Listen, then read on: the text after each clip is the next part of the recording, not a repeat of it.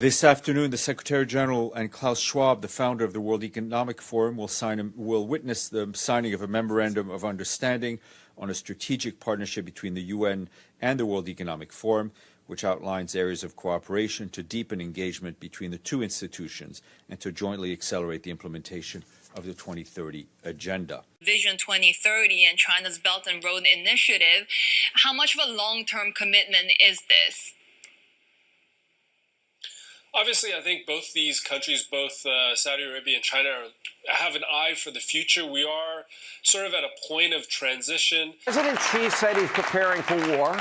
They have been ramping up their military now for over a decade, and now they increased their defense budget another 7.6%. And President Xi said he's preparing for war. I assume it's against us. Is that a wrong assumption? Well, it's not against Belgium. Or Luxembourg. Look, I think the bottom line is we're in a conflict. And I think we have to start talking about it that way. You know, a lot of time, most of the people who are up here now don't remember. You know, I was very young, obviously, at the end of the Cold War, but it's been about 30 years since there was another superpower on the earth that was in conflict with the United States. And we are back in that place. And we need to stop pretending like that's not the case. Now, I hope it's never an armed conflict, but it's a conflict at every level you can imagine.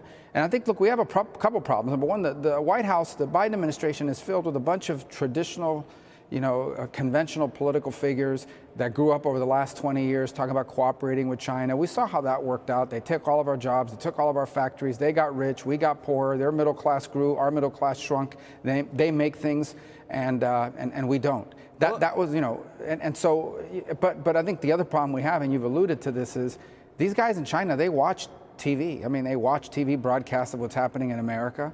And I hate saying this because I don't want to encourage our enemies, but you turn on the TV and you watch Joe Biden speak on any topic on any day, that does not inspire respect or apprehension on the part of our adversaries. They're probably saying, now's the time to strike, guys.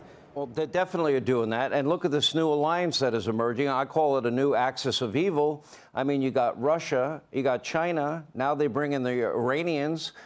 They broker a deal with Saudi Arabia. Now they're brokering another deal with Saudi Arabia and Syria. And they're telling Kevin McCarthy not to meet with an allied leader.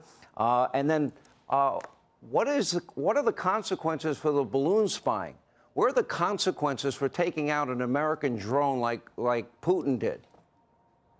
There have been no consequences. And I think that's part of the challenge that we have on our hands here. Look, it goes beyond these things. Just today, Brazil, in our hemisphere, largest country in the Western Hemisphere south of us, cut a trade deal with China. They're going to, from now on, do trade in their own currencies, get right around the dollar. They're creating a secondary economy in the world, totally independent of the United States. We won't have to talk about sanctions in 5 years because there'll be so many countries transacting in currencies other than the dollar that we won't have the ability to sanction them. Welcome to the Crypto Teacher. And you know I come back with that video just to make you think. Don't forget to like and subscribe to the channel. And guys, we know the media plays the Hegelian dialectic and is stepping up China, Russia versus the United States. But we know behind the scenes, our big corporations and big banks are becoming embedded inside of China. Nobody says anything about Tim Cook and Apple in China. Elon Musk getting all those subsidies in China. We know Nike is big in China. But the media want to sell the sheep that we're in conflict with China. And this is all for China to lead us inside the fourth industrial revolution, where the robots, algorithms, and drones take over the economy, pay each other with crypto, and the sheep go inside the metaverse. And guys, we know anytime America is broke, what comes up? That's right, drugs. And we hear about fentanyl. And guys, if you have my new Road Order book, you know all about the history of drugs. And we know when it came to Hong Kong, Britain took them over when it came to the Opium Wars. And the same way the flu took the back seat to the C word, we have heroin taking the back seat to fentanyl. And guys, we know the petrodollar is ending right in front of your eyes. But we know the new currency is data. And that's the reason why the Saudi kingdom is moving some of its reliance from oil. Because they know the robots, algorithms, and drones about to take over the economy and pay each other with crypto, and the sheep are going inside the metaverse. And remember, the crypto teacher told you, because he knows when it comes to the New World Order, it's all planned out. You have a wonderful day. Apple's Tim Cook is in Beijing today. He is there to attend China's development forum. Steve Kovac is here with more on that trip. Hey, Steve. Yeah, Mike, and also taking a stop by a Beijing Apple store there today. We saw him post a picture of that on the Chinese social network Weibo. Now, this is his first known visit since the pandemic hit, and he's also expected to attend the China Business Development Forum this weekend, along with some other U.S. execs like Pfizer CEO Albert Bourla. And this forum is really seen as a kind of coming out party for China after it decided to reopen everything a couple months ago. Elon Musk is heading back to China. Reuters has learned exclusively that the Tesla CEO is planning his first trip since the health crisis, in the hopes of meeting with China's Premier Li Cheng. That's according to two people with knowledge of his plans, who added that Musk could travel as soon as April. China is Tesla's second largest market after the United States, and its Shanghai plant is the electric car maker's largest production hub. And I agree with this.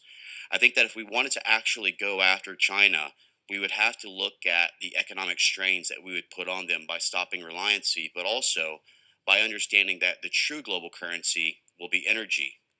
We're seeing where he is exploiting the strains between ourselves and the KSA with regards to OPEC and trying to eliminate or replace the petrodollar to the petro-ruble as a way to throw us into hyperinflation.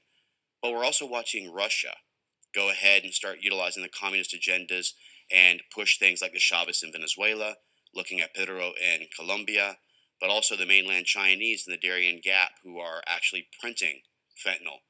Now, in knowing this and knowing that we are being outpaced, we're being outpaced militarily, we're being outpaced economically.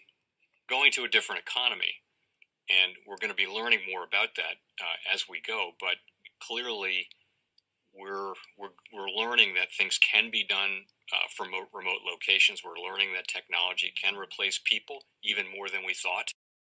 We're not going back to the same economy. We're recovering, but to a different economy, and it'll be one that is more leveraged to technology. And I worry that that is going to make it even more difficult than it was for many workers. In Silicon Valley, and my friends who work in technology know that what we did to the manufacturing workers, we are now going to do to the retail workers, the call center workers, the fast food workers, the truck drivers, and then even bookkeepers, accountants, insurance agents, lawyers, and on through the economy. So what happened to the manufacturing workers is a very clear sign. And so we'll import Chinese-based CBDC technology. So it's going to be CBDC in a box provided to you by the People's Bank of China. It's Crypto Teacher and the New World Order book, plus the 3 kids books. It's time to re-educate. Also, new to cryptos, Coinbase, Bitrue, Binance. Do not forget book links and crypto links are in the description. The stock channel, guys. Don't forget to go like, subscribe, spread everywhere. You have your Kobo, your chip stocks, your banking, your gaming. While everybody's sitting at home, get home stocks, the Seaver, the biotech stocks. And while everybody's at home wishing they were still getting that free money, what are they doing? Drinking and smoking weed. Don't forget about those stocks, and you have a wonderful day. The most powerful person in the world is the storyteller. The storyteller sets the vision, values, and agenda of an entire generation to come. Steve Jobs.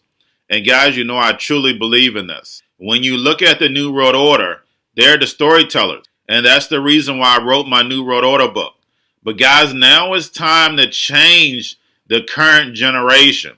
And I wrote 3 kids books. You know I love the Trinity because I understand the power that's in it.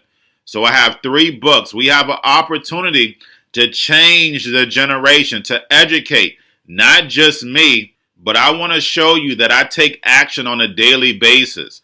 And I want you to take action on a daily basis.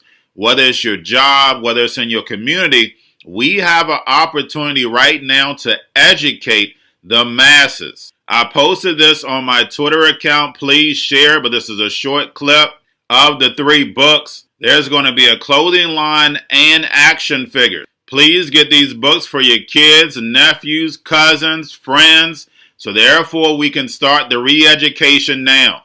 Because as we see, the 4th Industrial Revolution foundation is definitely here. Robots, algorithms, drones, taking humanity out the picture. We have to re-educate. But let's get into the video. Part 1. King Joshua and Grandma Tam save the village. Part 2. King Joshua and Grandma Tam save New York from COVID-33. Part 3. King Joshua and Grandma Tam goes to China. It's mandatory to get part 1, part 2, and part 3 of this series. It's time to re-educate Generation Z.